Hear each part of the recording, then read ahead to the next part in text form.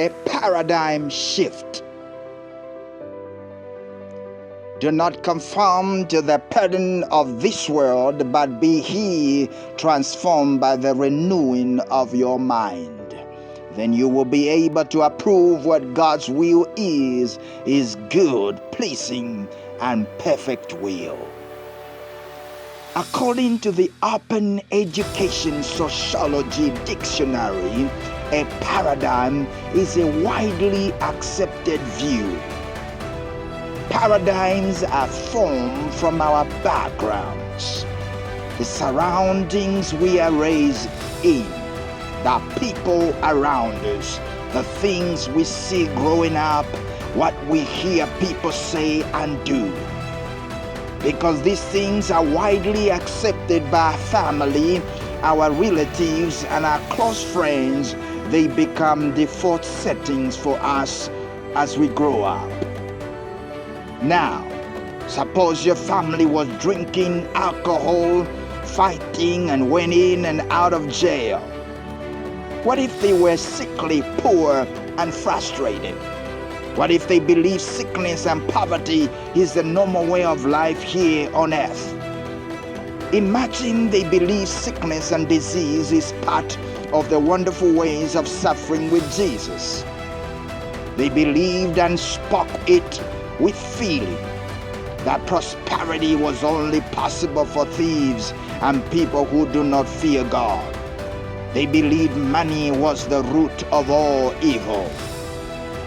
When you grow up in an environment like this, your views about life cannot but correspond to those that are widely accepted by the people in that environment.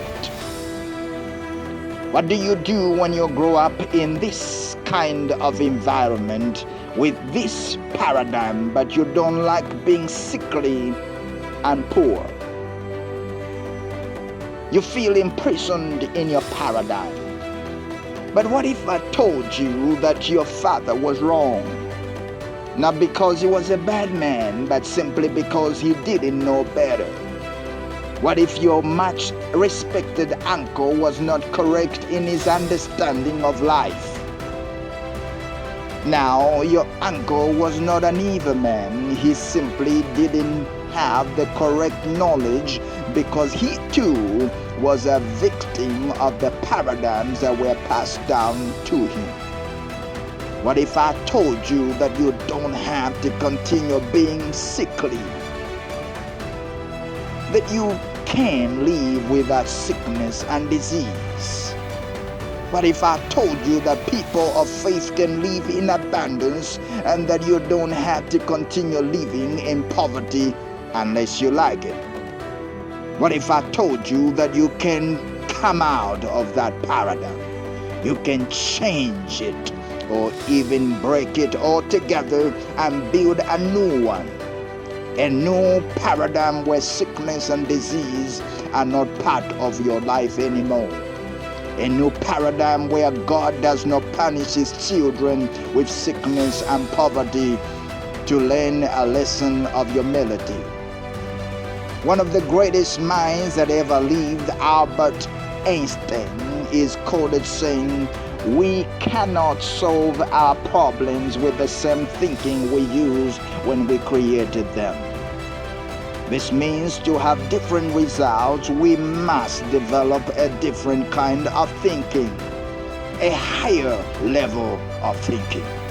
The same Einstein is also famously quoted saying, "Insanity is doing the same thing repeatedly and expecting different results." A paradigm shift is inevitable if we want different results in our health and finances. This is the great news of God's Word. It is man's great gift from God, rooted in creation, that man has the power to change his entire way of life by simply changing his paradigm, his way of thinking, speaking, and doing things. This means that if you don't like your life today, you can change it. You have the power to change within you. You can live the way the people you envy live. You can have what the people you envy have. And even more, you can go to the places that the people you envy go to, and even more. You might be asking, could this be possible?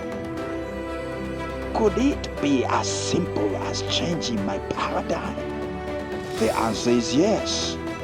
But before you become too excited, remember, while the solution is simple, it is not easy. If paradigm change was very easy, many people would be living a life of abundance and only a few would be miserable. But the opposite is true. Why? Because while the solution is simplistic, it takes determination, courage, and persistence to change your paradigm.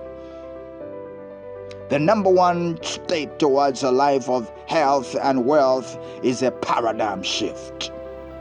The reason why you need to be determined, courageous, and persistent is because your old paradigm, the people and the things in it, will forcefully resist you when you decide to change.